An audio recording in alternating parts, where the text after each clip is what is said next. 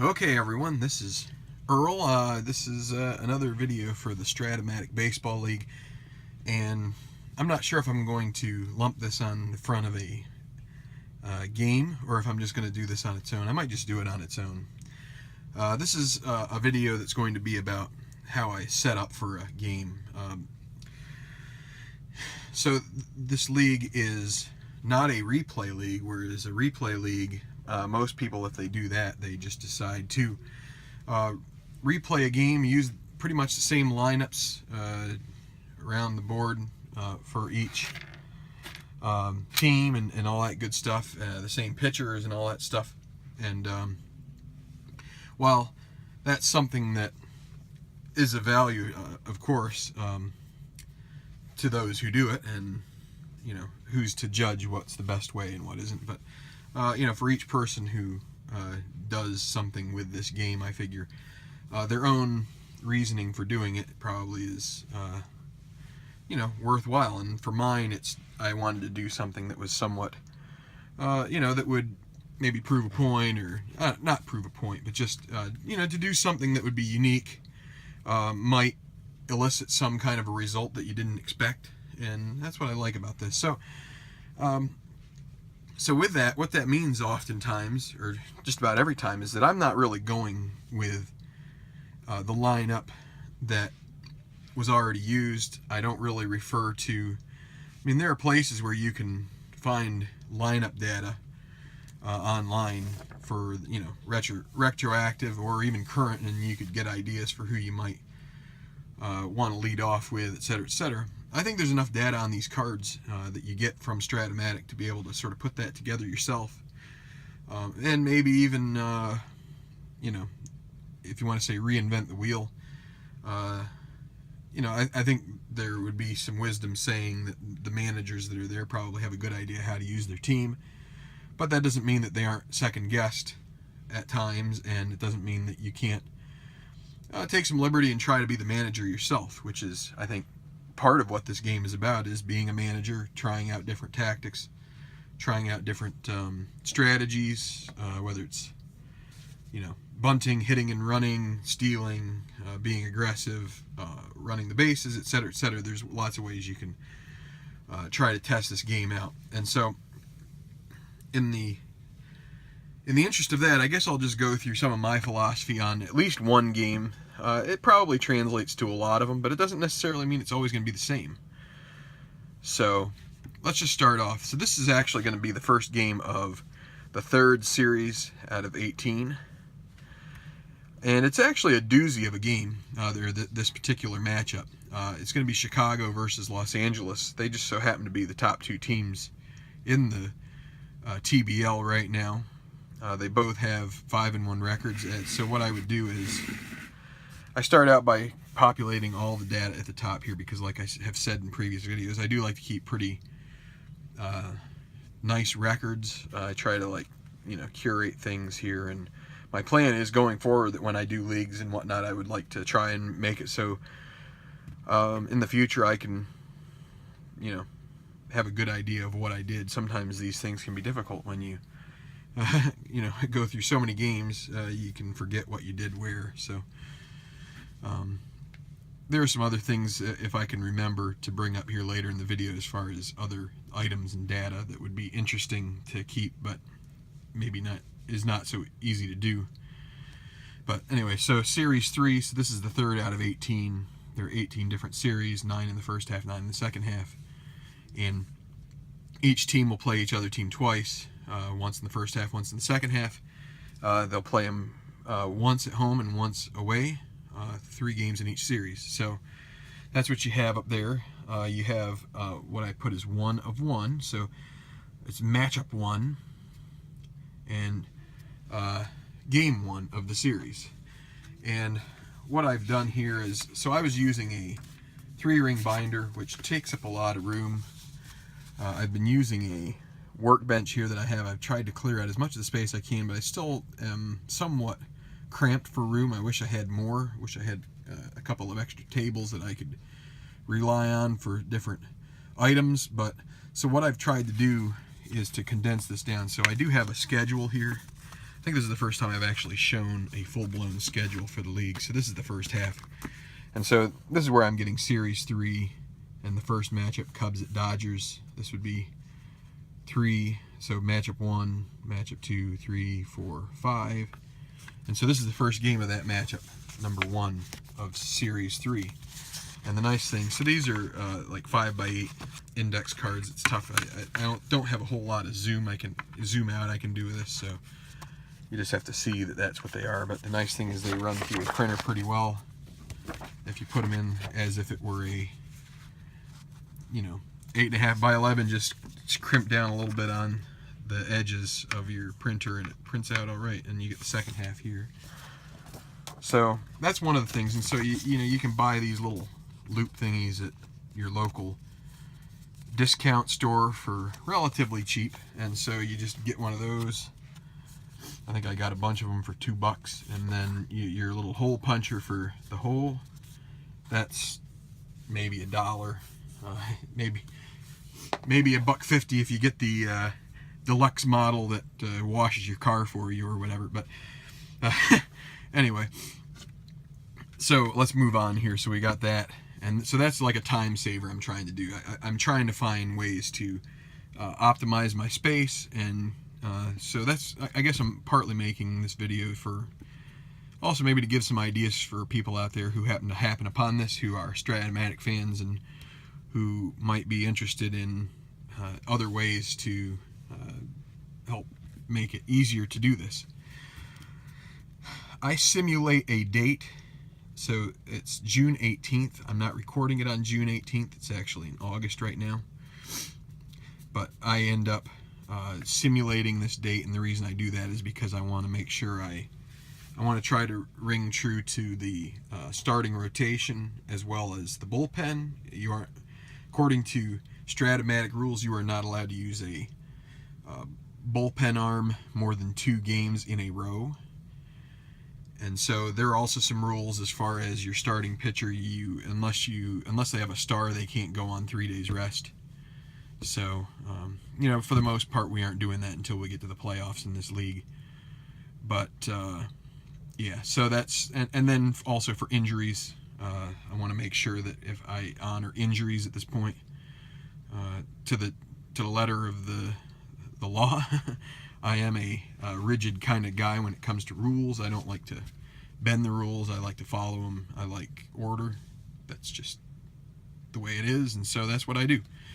I put the series record up here. It's 0-0, and what I'll do is going into the second half, I will translate that over to the second. So, for instance, if the Cubs sweep the Dodgers in this series, then when we get the second half, we'll start out with, the Dodgers will be the away team, and it'll be 0-3 because Chicago will have taken all 3 games so far. So, obviously the team abbreviations. All right, and so a little bit of behind the scenes action. I had started this video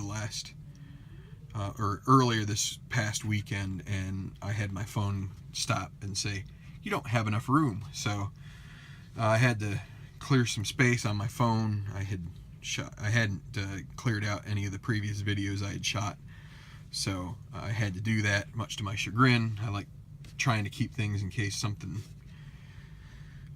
happens, data loss or whatever on a PC or whatever. But I guess that's what backups are for from your PC. But so I had to delete them. So this won't stop. I'm pretty sure I have a lot of room now on my recording device. And so I've already entered some stuff, but what I was trying to say in my previous video is this is how I organize things.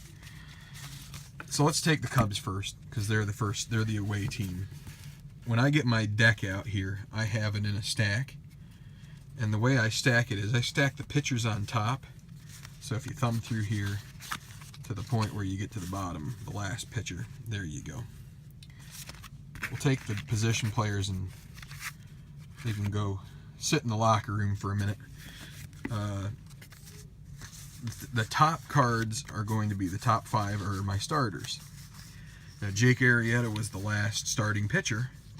So what I do is I align them in order of how they're going to rotate, and the guy that ends up on top is going to be the starter. It's just more for speed. I'm not having to thumb through as quickly, but I also keep records, obviously, of that, so it's easy. So Dan Heron is going to be the starter of this game. I'm going to put it over in its own area, and then the pitchers I'm going to send off to the locker room to start whatever they do. Get out their various whatever. Have a smoke break, whatever they do. I don't know. I think that was in the old days, not so much. And we do the same thing with the Dodgers. Again, Clayton Kershaw was the most recent starter, so he's at the bottom of the starters pile. And Zach Greinke will be starting this game, so that's a pretty good matchup. I think Heron went the complete game the last time, and Greinke went 8 innings, so... what I would then do, I need to move these off to the side, is that I would enter them in. Sure enough, I've already done that because I did it in the previous video that I had to, that I was unceremoniously ceased without my control or desire. So I put the fielding and the air ratings for both pitchers. So if we move way up here, you can see Greinke's also in there. Got some dust. This is a wood bench, and they got some little shavings and whatnot. So, okay, so we got the starting pitchers. They're both righties. That makes for the rest of this setup to be much easier. So let's go to creating the lineup, which is what this was supposed to be about, and hopefully it won't. I can get through this without boring you too much. I'm hoping this is worthwhile. So I got these handy dandy cards back out again. You may not find them handy dandy, but I do. And so another one of them, I've made one of these up for every team that's in this league. It's a combo of 3 things, each card. The front has the depth chart. It has at the bottom a bullpen usage chart that I just created these recently, but what this is good for is, like I said, you can only use a bullpen arm. If you use them 2 days in a row, then they have to be off the next game. So that way it should optimize some of my choices for, and also so I don't break the rule, which may or may not have happened so far. I'm going to take the 5th as far as that. It might have happened. I'm not too happy about it. So anyway, so what I have here is the depth chart. I'm actually going to move it over so you can see the positions. So we have a right-handed pitcher for the Dodgers, Greinke. So if you had never seen any baseball, or maybe you have seen baseball and don't really understand why you would create a lineup a certain way, or that pitching and hitting matchups make a difference, they do. Go through a little explanation. The conventional wisdom is that the batter from the opposite handedness of the pitcher will be more effective against that pitcher. So a left-handed batter will succeed more often against a right-handed pitcher by the traditional thinking, and vice versa, a right-handed batter against a left-handed pitcher will do better. So now granted, there are lots of players who end up starting against both types of pitchers. Some players are just way too important to their team and can hit well enough that it overcomes whatever degradation of their average or power numbers or whatever kinds of metrics one's manager might decide to use.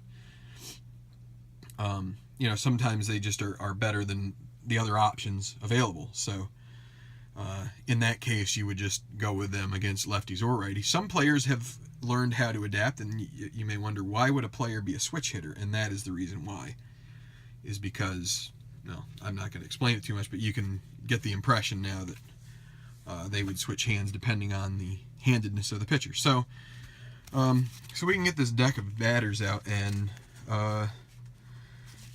take a look here. And like I said, I have the handedness here. These guys are all right-handers except for Rizzo.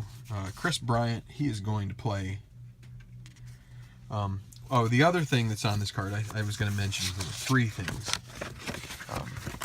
The third thing is I have a roster, and one thing that occurred to me recently is that a Major League team only has 25 players available to it at any one time to choose. There are usually there's a 40-man roster, which includes a bunch of players often either that are injured or are at the minor league level.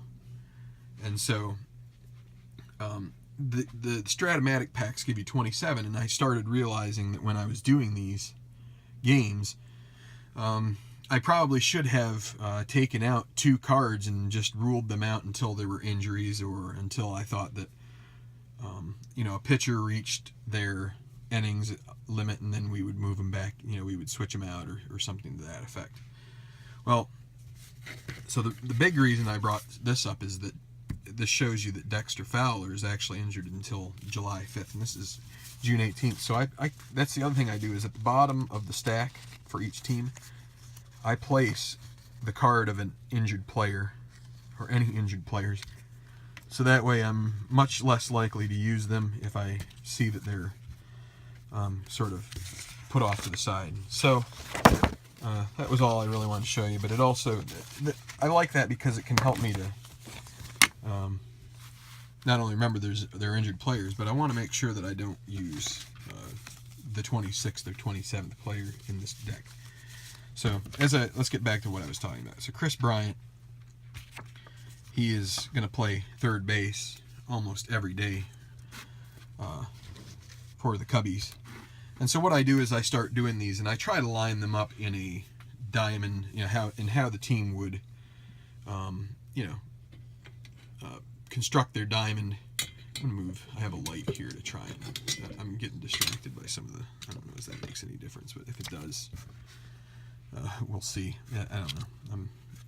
It's distracting me a little bit. I hope it doesn't distract you too much. But anyway, I try to align these in how they would line up on the diamond, just so that way I keep it straight. Starlin Castro, the shortstop, nearly an everyday shortstop. I also have an app on my phone, which I use to try and track how much I've used a player. But he's got 547 at bats according to the other side of his card in the last season. So he's an everyday starter. I'm going to run out of room here, so I'm just not going to do too much. I'll try to show you as much as I can. You got Addison Russell, the other infielder, and then Anthony Rizzo, the first baseman. That's your infield. That's pretty easy to set up as far as the defense goes. David Ross is the backup, but he just caught the last game, so Miguel Montero will be your catcher. So now it comes down to the outfield, and I've completely covered up my little depth chart here, but you can see here that we have the outfield here, and we have Dexter Fowler, who is injured. I put an I there, so I wanted to doubly remember, but I have Chris Denorfia as, based on both average and at bats and fielding ratings, that I thought he was probably the best center fielder to choose as sort of the backup to Dexter Fowler. He did have 212 at bats last season, which if you take a third of that, not a lot, but since we have Fowler on the shelf, we really have got to use, we're going to end up having to use some guys a little more than they might have been used otherwise. So that's going to be Denorfia. Again, he's a right-handed, well, so here's the thing. So he's a right-hander. Do we have another left-hander in the center fielder? We do not. So we do have some other outfielders, but the trouble with using another outfielder that doesn't have who would be a left-hander, like for instance, Coghlan. Chris Coghlan is an outfielder. He does have some outfielder ratings, but I believe at center field he would have to be rated at a 5 because he is not rated at that position. So still wanting to have some semblance of a decent defensive rating for range as well as errors, Denorfia still is your best bet. He's a 3 with an E3, And so, especially center field can be a real key position. If you get a 5 and you get a low roll on the D20, you're gonna pay, and you could pay at least a couple times in a game. I've seen it before. So what that's leading up to is you're going to end up having probably a bit of a you're going to have a right-handed heavy lineup. Now, the other thing you could do is we have 2 lefties. So the other outfielders we have are Austin Jackson. He barely played this past season. I didn't get to watch a lot of baseball last season, but 72 at bats is not much. He may have gotten hurt, which in that case, I tend to not limit what he's up to, but as far as, and especially with a DH, the Cubs are not an American League team, so they don't have that factored into their stats. So I'm not going to let that limit me too much. But I think what we're going to do is we're going to take the 2 other left-handed outfielders that are left in this lineup, which are in this roster, which are Chris Coghlan and Kyle Schwarber, and we're going to use those guys in some capacity. They may not be outfielders, because we also have Jorge Soler, and he is a 3 in right field, whereas Schwarber is a 4 in right field, and he's also a 4 in left field, which is not so great. Coghlan is a 3 in left field. So I think what we're going to do is we're going to use Coghlan in left. We'll use Soler in right. He also has a really good arm, a -3. That's very good. And then we're going to use Kyle Schwarber as the DH. And we still have some other players here we could choose from. Baez is actually a pretty good player, but again, he only had 76 at bats. Now, he hasn't played yet, so I could use him. I think I'm going to hold on to him for if we have some infield injuries at some point this season, or if we were to go up against a left-handed bat, or a left-handed pitcher, excuse me, because I think that he would be better. So let's get rid of this chart here for the moment, and so we're going to line it up here. So this is the field. So now, how do I set the lineup? We have who's going to play. How would I do the lineup? Well, there are a lot of different ways that managers choose to put their lineups together. I try to take a guy who has a pretty good, maybe the best on-base percentage. But then again, if you have a guy with a good on-base percentage, but also a lot of extra base hits, home runs especially, a lot of power, I wouldn't want to necessarily use him in leadoff. I'd like to see a guy who gets on base a lot and can have the opportunity to steal. And so Chris Coghlan, he's been hitting number 2 for me. But I'm going to move him up to the leadoff spot because he's a 341 on-base percentage. He does, he drew 58 walks and 440 at-bats. That's reasonable, given the fact he was a 250 hitter. So, it's almost 100 points better for his on-base percentage. So he does walk a bit. He can steal. He's a B. It's not the greatest of steal ratings, and we may not use him much in that capacity in this game, but the option is there. He also is a 1-14 runner, so you might be able to get a first to third if he gets on first base with a single or something like that. So he's going to be the leadoff. I then try to take another guy who's going to be a contact hitter with the ability to possibly draw a walk and maybe get some Addison Russell. He strikes out quite a bit, and he's a 242 hitter. That's not the greatest. Let's see, what's DeNorfia have here? I like looking at the opposite side. He's a lot of strikeouts too. Not the greatest averages. I think I still think Addison Russell is probably our best bet, the second baseman. Not great average. He does get on base a decent amount. Not much speed. He does have a little bit of pop in his bat, but I think he's probably the best bet. Now, we also have to remember that we have a right-handed pitcher, and we probably like to keep a power hitter for the fourth.